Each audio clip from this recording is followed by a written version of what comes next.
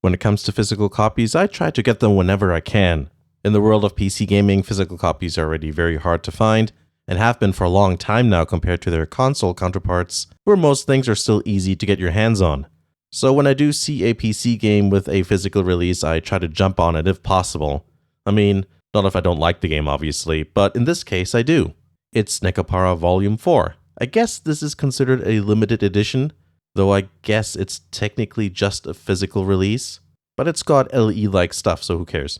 It's released by Denpasoft at $40 US. It's not a bad price, but shipping to Canada was like 58 US, and then I had to pay more than 20 Canadian in fees from UPS.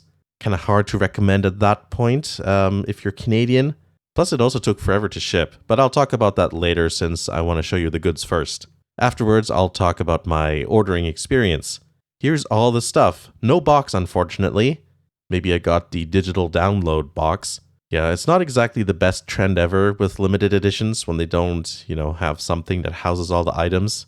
Everything was shipped more or less like this, with the art book on the bottom with the soundtrack cards and the game sitting on top. And then there was like, this brown paper padding on top. It worked okay, but the art book does have some slightly crushed corners, so that's not ideal. Let's take a look at the game first. It's a DVD-sized case, and it's made out of clear plastic, it looks like. It's no secret that I like Sayori's art, and that's no exception here. I like the pastel-y kind of look, and also the green background. It's light, cute, and airy. The back cover is actually quite messy, I have to say. I'm not a super big fan of that.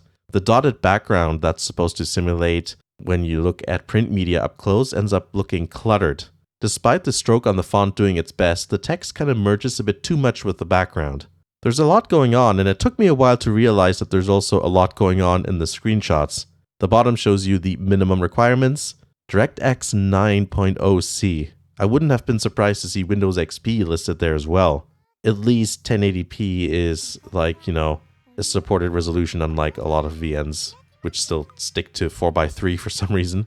The inside is a bit sparse, and when I say a bit sparse, I mean very sparse. There's only the disc, but nothing else. I actually think that's a bit disappointing. I mean, why not just have a little something printed on the inside? Something I did wonder about is whether the game on the disc requires some sort of platform, like Steam.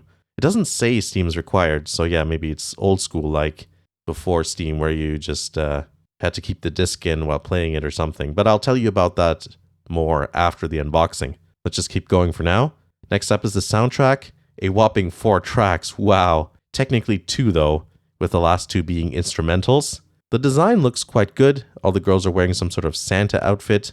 In true Sayori fashion, there's a lot of detail. In this case here, every girl has a slightly different outfit design. The way the characters are laying works also well with the CD because of the hole in the center there. I think that was very well thought out. The cover actually opens up. There are lyrics in there with little chibi versions of the girls. Chocolat looks like she's having too much of a good time there. That expression is pretty interesting. In terms of sound quality, the first song is mastered a bit hot. You can see the brick walling here and, most importantly, hear it, though I'm probably not going to play the song just in case that gets me into trouble. The second song is mastered a bit quieter, probably because the song relies on dynamics a bit more. Like there's some volume swells here and there, even if they're, small ones.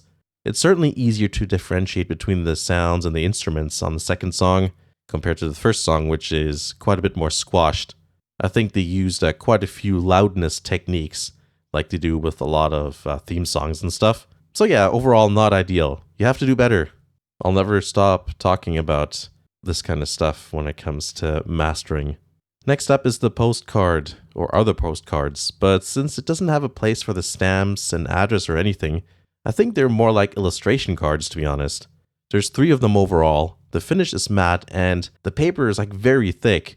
The back only has a logo right in the middle. Again, not really a postcard. It looks like it's made of 3 layers of heavy cardstock. And the middle layer is even color-coded to match the illustration. And I think that's a really, cool attention to detail. I've never seen that before. And also one of these illustrations I've just realized I used as a thumbnail in my last video. And then we have the art book, which is probably the most important item other than the game itself. It has a shiny finish with the catgirls on the front. Nothing really going on in the back. But imagine if this was the rear view. Perhaps a missed opportunity there. It looks like it has a sleeve, but it's actually just the cover which wraps around itself for some reason. It does mention there might be spoilers. Now that the unboxing is done, here's what happened when I put the disc in my computer. It installed normally like any other game or program, but unlike many old PC games, you don't have to have the disc in the drive to run the game. I'm quite pleased about that. I did copy the entire install folder onto a USB drive and tried running the game on another computer, just to make sure there's no DRM stopping me, and it ran just fine. There's an option during the install phase where you can choose to have the save game in the game directory, so that means you can bring your game and save files with you quite easily, if that's the thing you want to do. Let's talk about the ordering process from Denpasoft. Remember, I'm in Canada, and after ordering, I was waiting for maybe like 3 weeks or so, and the order was still listed as processing. I did contact them, obviously, about it, and they said they ship in batches, which I guess answered my question. So I guess they have a pile for US and non-US orders, and when it reaches a certain height, they ship it out or something. Like I said in the beginning, the game was $40 US. I paid more than that for shipping, and then there was the 20-ish something fees on top of that by UPS.